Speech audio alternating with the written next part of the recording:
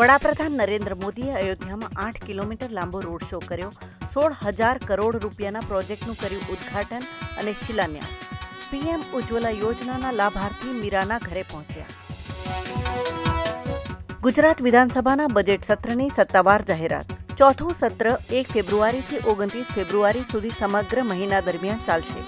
કામકાજના કુલ 24 દિવસ દરમિયાન કુલ 26 બેઠકો મળશે. 1 જાન્યુઆરીના રોજ 30,000 લોકો 108 જગ્યા ઉપર સૂર્ય નમસ્કાર કરશે.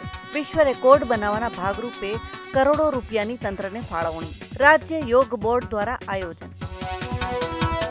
અમદાવાદ શહેરમાં સાબરમતી રિવરફ્રન્ટ ઉપર ફ્લાવર શોનું આયોજન. મુખ્ય પ્રધાન ભૂપેન્દ્ર પટેલે ફ્લાવર શોને લોકો માટે ખુલ્લો મૂક્યો. મુલાકાતીઓ 150થી વધુ પ્રજાતિઓના 7 લાખથી વધારે રોપાઓની મજા માણી શકશે. કેન્દ્ર સરકારે અકસ્માતમાં કોમર્શિયલ વ્હીકલ ડ્રાઈવર્સની સજાના નિયમોમાં કરેલ બદલાવને પગલે વિરોધ. કચ્છના સામખિયાળી ચેકપોસ્ટ પાસે વિરોધ પ્રદર્શન યોજવામાં આવ્યું. લાંબા ટ્રાફિક જામના દ્રશ્યો સર્જાયા. ભાવનગર પોરબંદર ટ્રેનની અડફેટે ચડતા 3 જેટલા દીપડાઓના ઘટના સ્થળે મોત. ઘટનાને પગલે ટ્રેન વ્યવહાર ખોરવાયો. રાજકોટના ધોરાજી ઉપલેટા વચ્ચે બની ઘટના.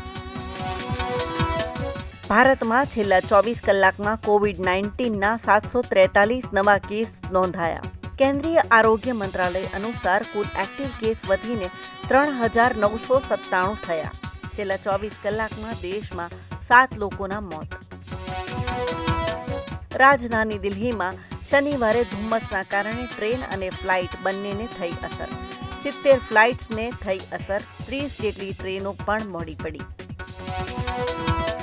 નિફ્ટીએ વર્ષ 2023નો 20% વધારા સાથે કર્યો અંત, જે હકારાત્મક વળતરનું સતત 8મું વર્ષ છે.